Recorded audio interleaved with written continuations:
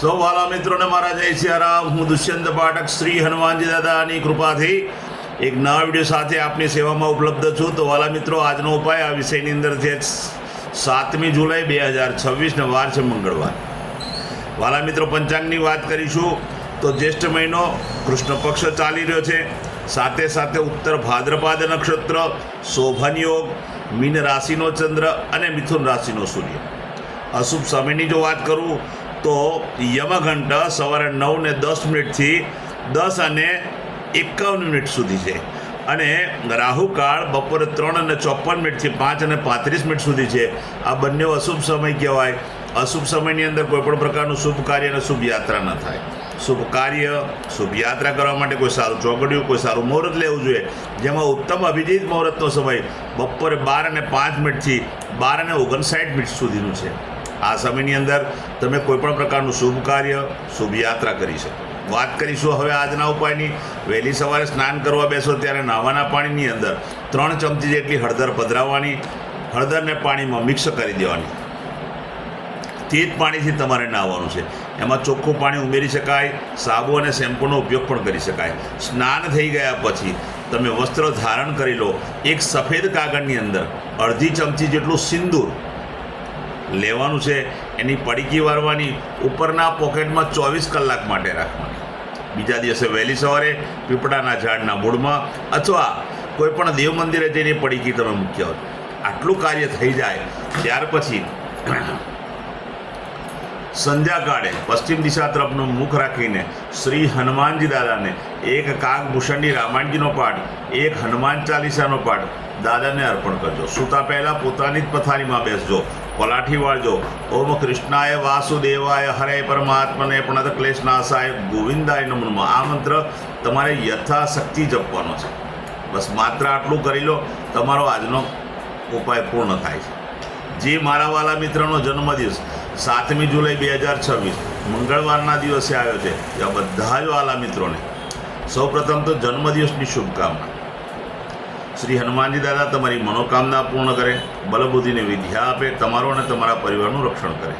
ઉપાયના ભાગરૂપે મેં કહ્યું તે પ્રમાણે તમારે સ્નાન કરવાનું છે.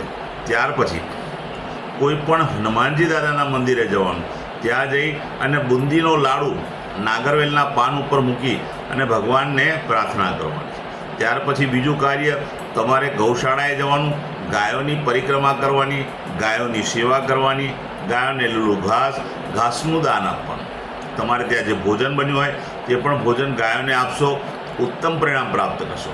ત્યાર પછી સંધ્યાકાળે ઘીમાં બનેલી વસ્તુ, કોઈ પણ મીઠાઈ એ તમે નાના બાળકોને, જરૂરિયાતમંદ લોકોને, શ્રમિકોને અથવા વડીલોને તમે આપી શકો છો. જો તમે ઘીની વસ્તુ બનાવેલી ન આપી શકો તો તમે ગોળનો ઉપયોગ કરી શકો.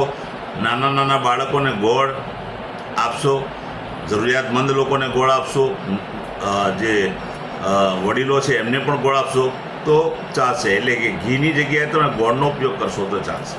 ત્યાર પછી જેમની મેરેજ એનિવર્સરી 7મી જુલાઈ 2026 અને મંગળવારના દિવસે આવી છે, ત્યાં બધા જ વડીલો, એવા બધા જ મિત્રો સવારે સ્નાન કરી વડીલોના ચરણ સ્પર્શ કરી આશીર્વાદ મેળવશે.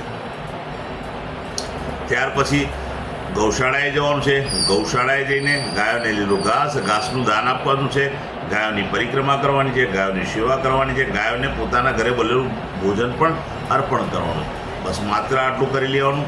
ત્યાર પછી કોઈ પણ વૃદ્ધાશ્રમમાં, અનાથાશ્રમમાં, વિધવાશ્રમમાં જરૂરિયાતમંદ લોકોને, શ્રમિકોને, બ્રાહ્મણોને તમારે ચોખાનું દાન, મસૂરની દાળનું દાન, ચણાની દાળનું દાન, ગોળનું દાન અને ઘીનું દાન કરવાનું છે.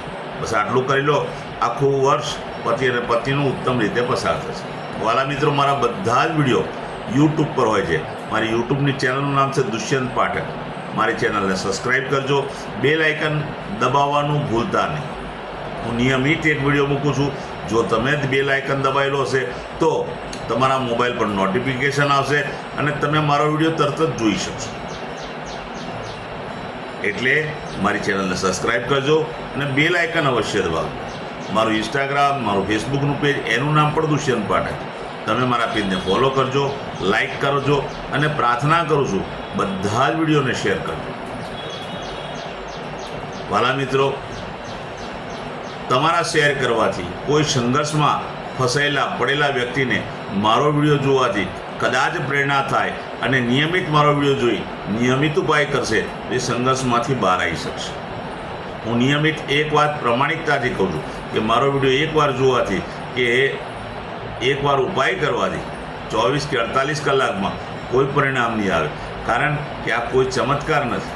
તમે નિયમિત મારો વિડીયો જુઓ, નિયમિત ઉપાય કરો, ભગવાનની કૃપાથી તમારા ગ્રહો બદલાશે, તમારા ગ્રહો સ્થિર થશે અને તમને સારું પરિણામ પ્રાપ્ત થશે. નવા વિડીયોમાં ફરીથી મળીશું. આપ સૌને મારા સીતારામ.